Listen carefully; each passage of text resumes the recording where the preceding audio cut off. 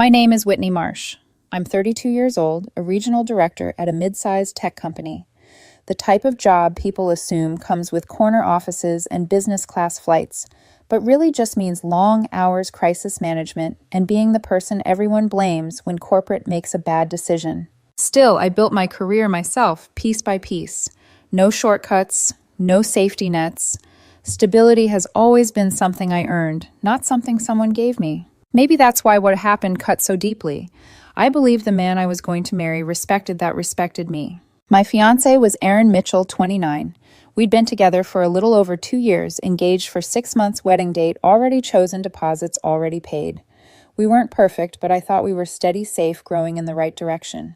Last Tuesday rewired my entire life. We were at his mother's house for our usual weekly dinner. Harmless routine, normal.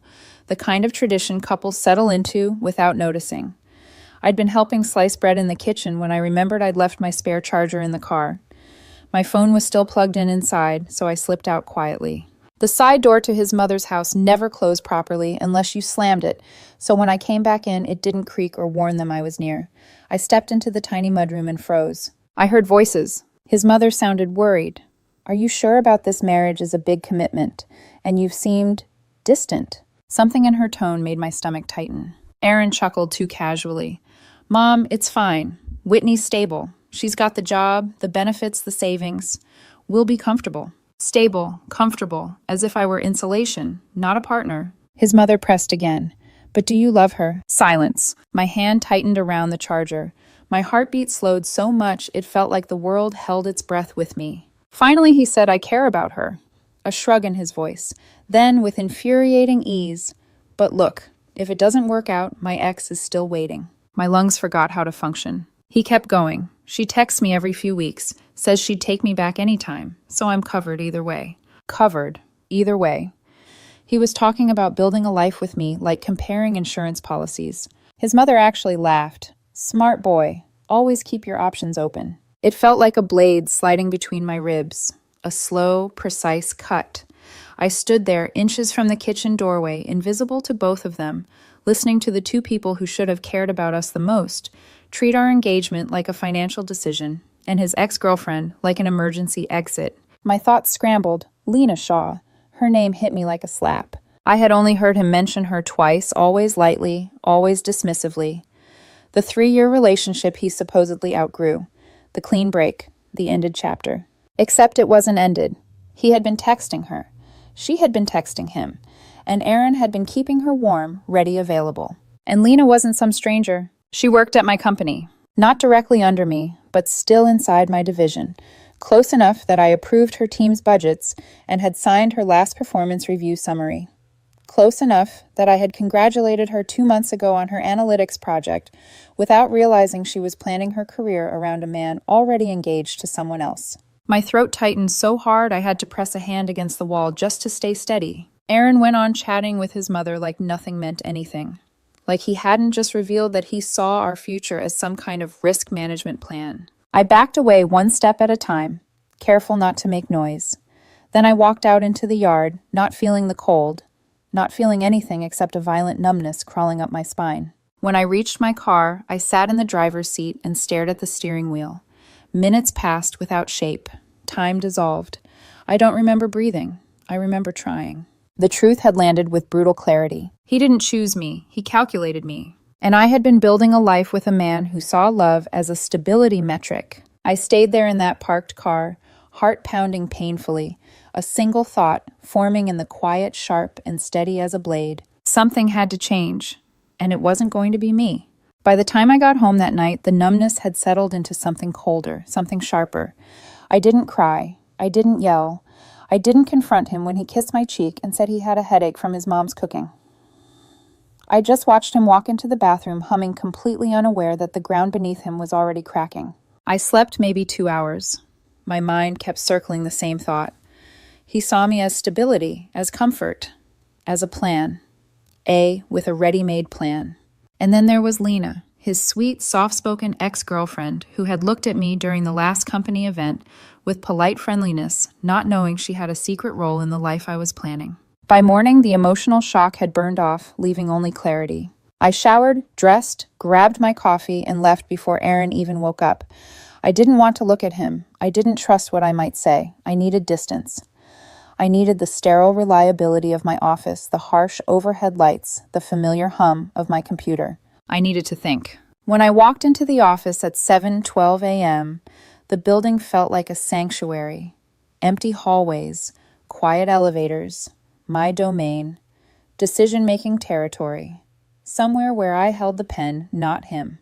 I unlocked my office, closed the door, and sat down.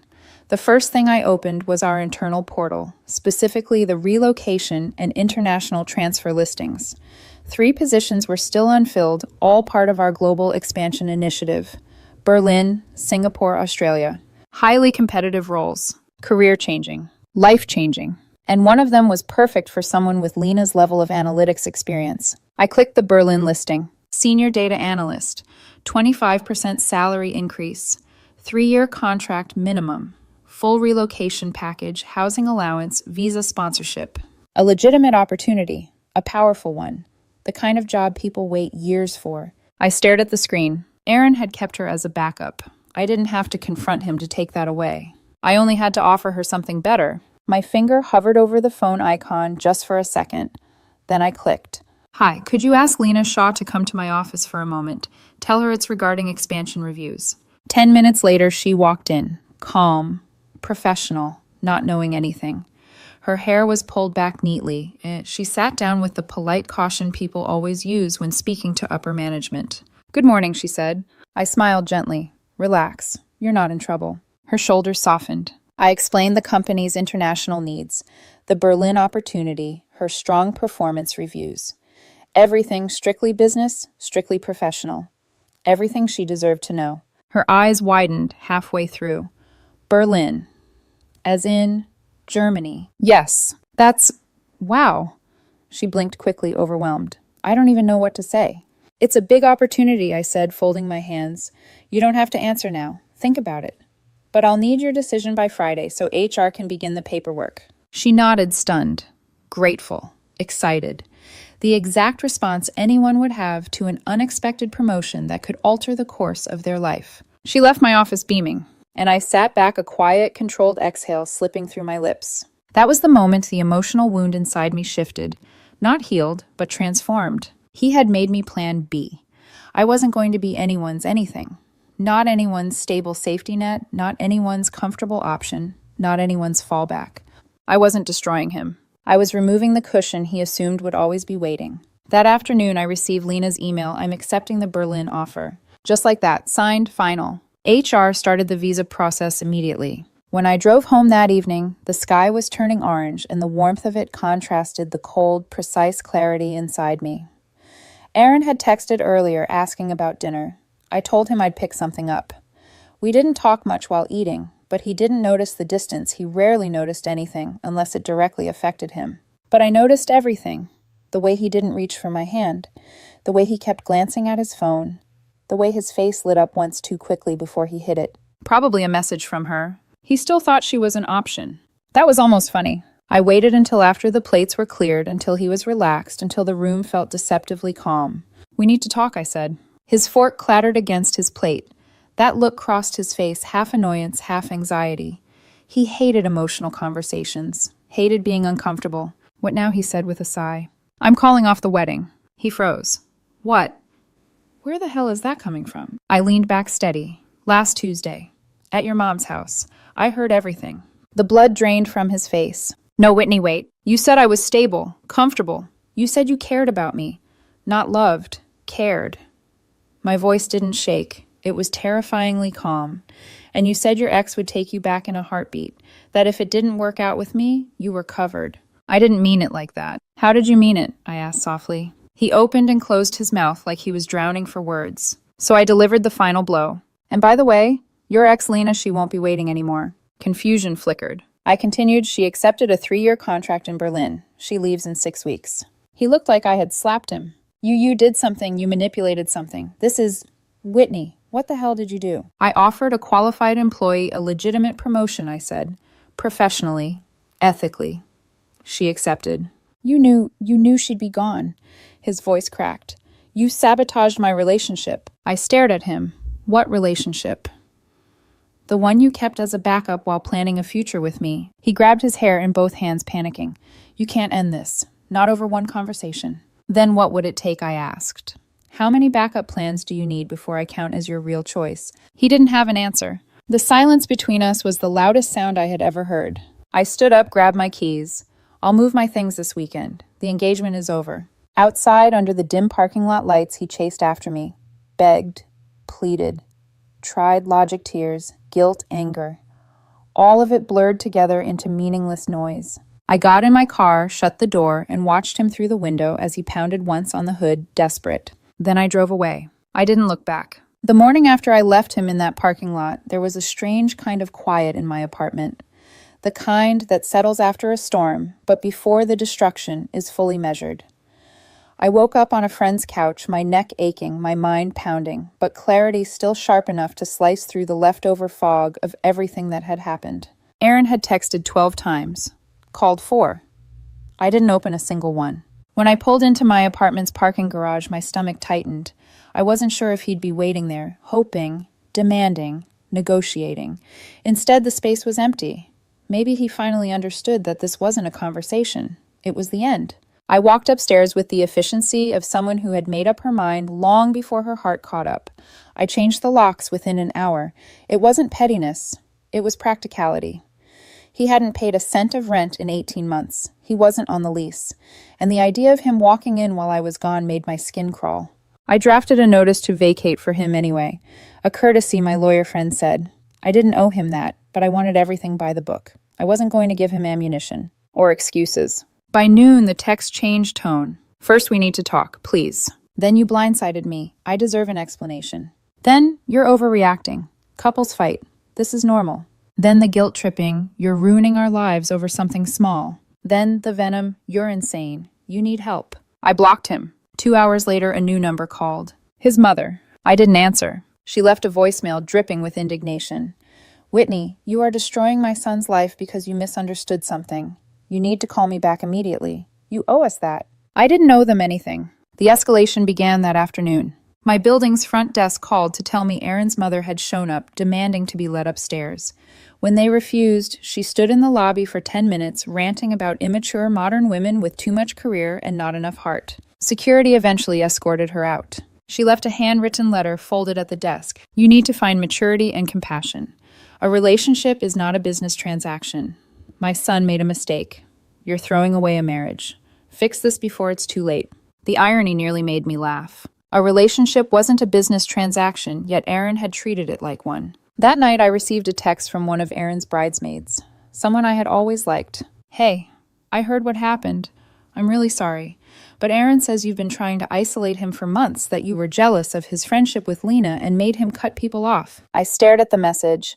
My chest tightened. Not because of what she wrote, but because of how predictable it was. He was already rewriting the story, I replied. Did he tell you they'd been texting regularly and that he told his mom if things didn't work out with me, she was waiting? A pause. Then, no. He said they barely talked. I typed slowly, deliberately. I heard the entire conversation, word for word. He said he was covered either way. Another pause. Holy shit. And then the wall finally cracked on their side. He lied to us, she wrote. All of us. 5 minutes later, she added, the bridesmaids group chat is chaos. I didn't ask for details. I didn't need them. People could believe whatever they wanted. I would not defend myself in a trial I didn't volunteer for. But the universe had a twisted sense of timing. Because while the bridesmaids were arguing, while Aaron was panicking, while his mother was scribbling letters filled with righteous fury, Lena posted on LinkedIn a smiling photo with the caption, thrilled to announce my new role in our Berlin office, excited for this next chapter. Likes poured in. Congratulations. Comments about big moves and amazing opportunities. Aaron must have seen it because 10 minutes later my phone buzzed from a new number. His. He didn't bother with greetings. You need to call HR. Tell them to cancel the transfer. This is fucked. I typed back. She signed a contract. It's final. His reply came instantly. You manipulated her. You used your position to punish her. I almost laughed. I offered a qualified employee a major promotion. She accepted it enthusiastically. That's not manipulation. Bullshit. This is revenge. Revenge would require me to feel something for you. I don't. Silence. Long enough that I thought he'd finally gone quiet. Then I'm filing a complaint. This is abuse of power. I didn't answer. But I wasn't surprised when HR emailed me the next day. We received an anonymous report regarding potential misconduct. Please come in at 2 p.m. today. Anonymous, of course. I walked into the HR conference room, prepared for a formal process, calm, professional, detailed. I laid out the timeline. Documents, emails, transfer listings, application deadlines, performance reviews, everything in chronological order. Then HR spoke with Lena. She told them the truth, the full truth, that she had been thrilled, that she felt supported, that nothing about my offer was coercive or inappropriate, that she didn't even know about my personal life. The complaint was dismissed within 24 hours. But the HR manager wasn't done. She leaned forward, lowering her voice. If another false complaint is filed, we will take action. This behavior is disruptive. I nodded. I didn't need her to specify who we referred to. Aaron had wanted consequences. He was about to receive them. That evening, someone rang my apartment intercom for 15 straight minutes. When I checked the camera feed, I saw Aaron and his mother standing outside the building doors. Security wouldn't let them in. She was waving her arms dramatically. He was pacing, running his hands through his hair like a man trapped between humiliation and desperation. I watched silently until they left. When I went back to my living room, I saw another Venmo notification. A request from Aaron for $8,400. The memo said, "Wedding cost you caused." I declined it, then sent my own request. $3,600, rent. You never paid for 18 months. His reply was immediate. Are you serious? Finally, the truth slipped out of me like ice. You started it. It was only the beginning. The final 10 days of Aaron living in my apartment passed like waiting for a storm to hit you. Don't know when the lightning will strike, only that it will. He didn't come by again after the night he and his mother were escorted away by building security. Maybe humiliation steadied him for a moment. Maybe he realized that screaming outside a locked building didn't change anything. But I knew him well enough to expect something. Men who rely on backup plans don't walk away quietly. They scramble, they grab, they claw for whatever scraps of control they can still reach. He sent a single text 3 days before move-out day. I'll get my stuff Saturday. No apology, no acknowledgement, no emotion, just a timestamp like scheduling a haircut. I didn't answer. Saturday arrived. At 11:59 p.m., literally 1 minute before the deadline, he showed up with a U-Haul, his mother, and his sister. I watched from my living room window as they loaded boxes hurriedly, angrily, like the furniture had insulted them personally. Not a single knock on my door, not a single word, not a single look back. It was almost comical how cleanly they left the perfect metaphor for the way Aaron treated relationships. He didn't pack with sorrow, he packed with entitlement, like he was the one being wronged. I went to sleep in silence, the apartment finally mine again. But the peace didn't last long. 2 days after he moved out, HR called me again. Whitney, we need to meet. Another anonymous complaint came in. Of course, there was another one. This one tried to frame me as having orchestrated a personal vendetta against an employee against Lena for romantic reasons. The wording was messy, desperate, and almost laughable. HR met with me. Legal came in this time too. I repeated the timeline. Again. They reviewed the documents. Again. They interviewed Lena. Again. She confirmed for the second time everything was professional, above board, and beneficial for her career. And then HR said something that surprised me. We spoke to the employee you transferred. She had nothing but praise for your professionalism and has no complaints.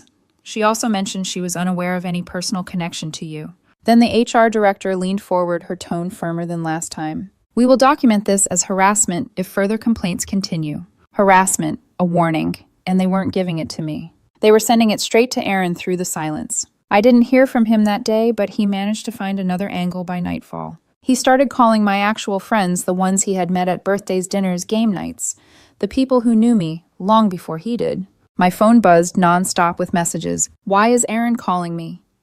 He's crying. What is happening?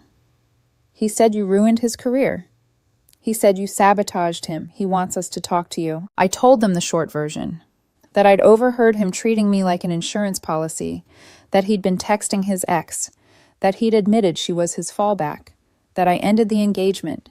That he filed false HR complaints. Every single one of them said some version of, "Holy shit, I'm sorry. I had no idea he was like that." And then, "We won't take his calls. The circle around him shrank. But his mother wasn't finished. She called my mother. It took less than an hour for my phone to ring, with Mom's name on the screen. "Whitney," she said, "I got an interesting call today." I sighed. "Let me guess." "She says you're being vindictive, that you transferred her son's ex out of spite, that you're ruining her daughter-in-law's future." I sat down on my bed. He told his mom he was keeping his ex as a backup. I heard it with my own ears. A pause, a long one. "Are you serious?" my mother asked quietly. "Dead serious. He was marrying me for stability. She was his safety net."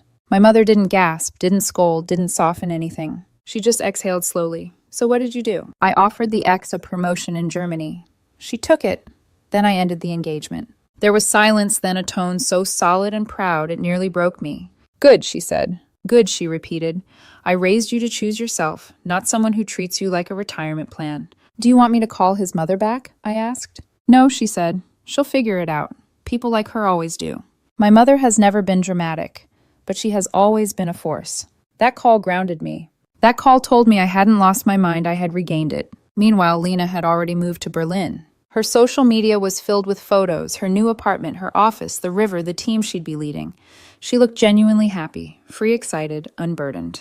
A life moving forward. Aaron must have seen the photos too, because that evening he tried one last tactic, the devastated ex-fiancé routine. He texted from another new number. "She's really gone. You actually did this." "Yes. I hate you." "Okay. I was going to marry you. We had a whole life planned." "You had a plan for a stable life. There's a difference. You didn't have to ruin everything." I removed myself from a situation where I was the backup to your backup. He didn't respond for hours. Then, I didn't mean it. I was just scared. I stared at the message for a long time. Fear wasn't the problem.